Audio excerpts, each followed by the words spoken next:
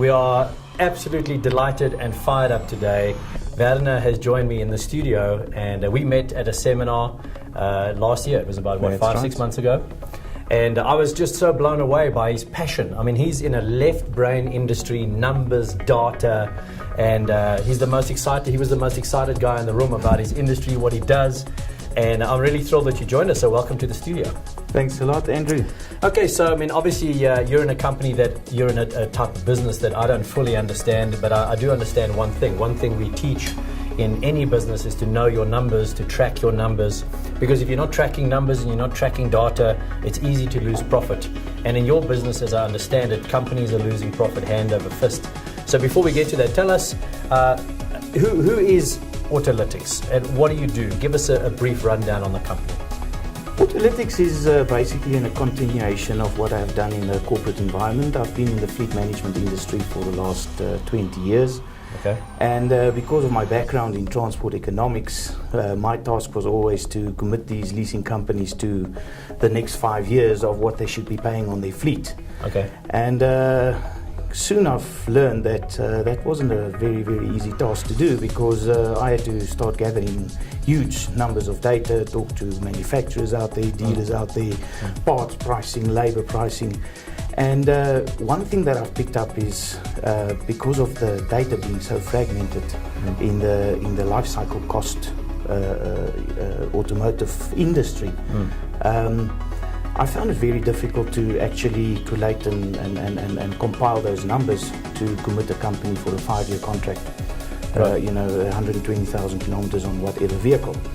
So with that fragmentation, I quickly had to come up with some solutions in not just having to have the actual number, but in a way, even in an actuarial way, sometimes derive numbers to really start understanding the ins and outs of life cycle cost. Yeah, because I mean, ultimately what you have to do is be able to translate, put all the data together and put it into a workable, understandable an amount or a fraction, so that me as a fleet owner can interpret it properly. Because you were telling me at the event, a lot of people don't, there's so many bits of data that they don't interpret the loss. Exactly, yes.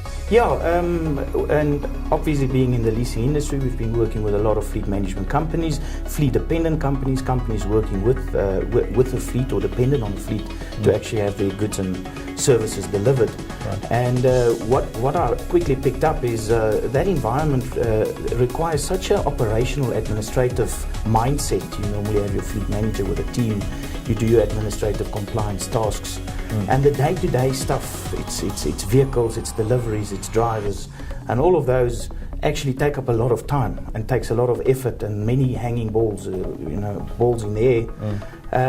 So there's a lot of working parts in this operation. Absolutely. Yeah. If you just think about life cycle cost, there's the fuel side of things, there's the maintenance side of things, and maintenance in itself, there's probabilities of failure and frequency of occurrences, and there's preventative maintenance and part labor inflation and all of that. Right. And then you've got obviously the tracking units these days adding a lot of, or the fleet telemetry, telematics industry adding a lot of value in terms of measuring.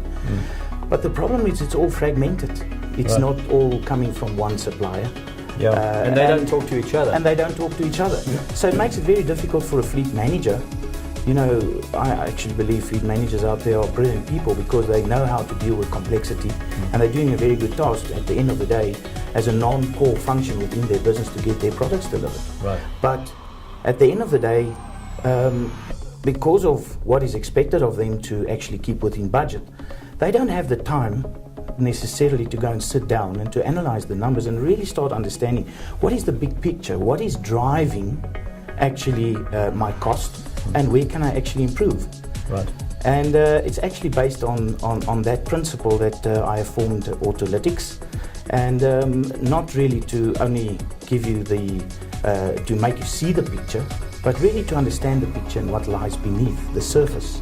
Well, I think it's a great service, because I can imagine a fleet, someone that's operating and running multiple aspects of a fleet, they don't have time. And you were saying earlier that being an independent company, you can properly assess all the data. You can get it from all the different suppliers, like you said, the tracking companies and various different aspects.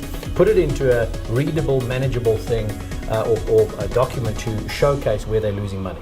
Is that kind of exactly what Autolytix does? Because typically what happens in a fleet management environment is there is a supplier of, let's say, a fuel card or managed maintenance, or there's a telemetry supplier, or somebody's doing your finance or your insurance, and they will deliver a measure of reports. But those reports are actually, it's almost like allowing companies to manage by exception, and that helps you operation and tactically to stay within budget.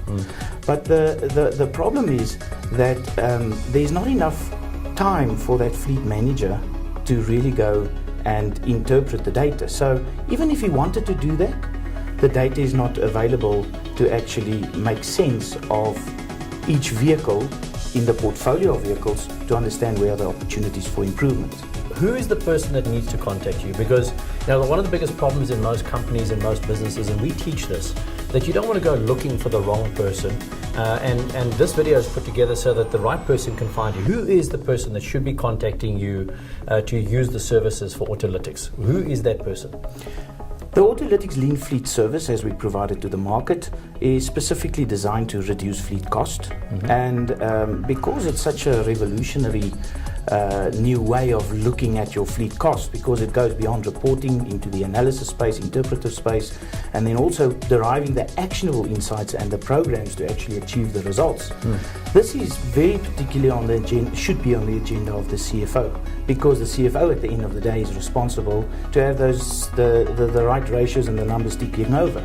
But he or she doesn't necessarily have the view, the full picture view of the fleet, dependent on a fleet manager who's doing a great job on the operational and administrative side. But if fleet-dependent companies really start looking at the level of cost of fleet within their business, a 10% fleet cost reduction for many fleet-dependent companies can actually increase profitability with up to 30%. Yeah. And I'm sure a 30 to 40% increase in profitability to any CFO is a much easier, is something to really celebrate. Well, it's a good thing that we know that, because yes, the CFO tracks the numbers. He's the money guy. He understands the finances. And what you coming in and doing is basically showing them how they're losing money. You said up to 20% or so some companies are losing. So the CFO is definitely the right person. The fleet manager, would they be part and parcel to the meeting, the initial investigative side in terms of whether you would take them on as a client? So to be the CFO, the fleet manager, is that right? Yes, obviously because the fleet manager is involved in the operations of the fleet, the administration, the compliance of the fleet, there's just simply not the time for the fleet manager to actually go beyond that level of task or duty or obligation to really go into the analytics space. So yes, the fleet manager at the end of the day is the arms and the legs to go and execute what the actionable insights are we're coming up with. But what we've learned is if there's not a buy-in, an executive buy-in, it's usually not the priority.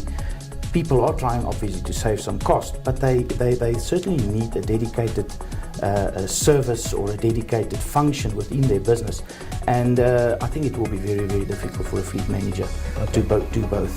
And if they wanted to get hold of you, where do they go? We are available on www.autolytix.com. Autolytix.com, and that's Lytix with Lytix. Brilliant. So that has been, it's great sitting with you. I can just hear the passion, and I can also feel you know exactly what you're talking about. The word you're using, I don't use those kinds of words in my industry. But if you are a CFO, if you have a fleet of more than 20, and you're looking to establish where your company could potentially be losing a tremendous amount of money, get hold of Autolytix. That's www.autolytix.com. Thanks for joining us. It's been phenomenal. It's been great. Great. Thanks a lot, Andrew. Appreciate it. Good.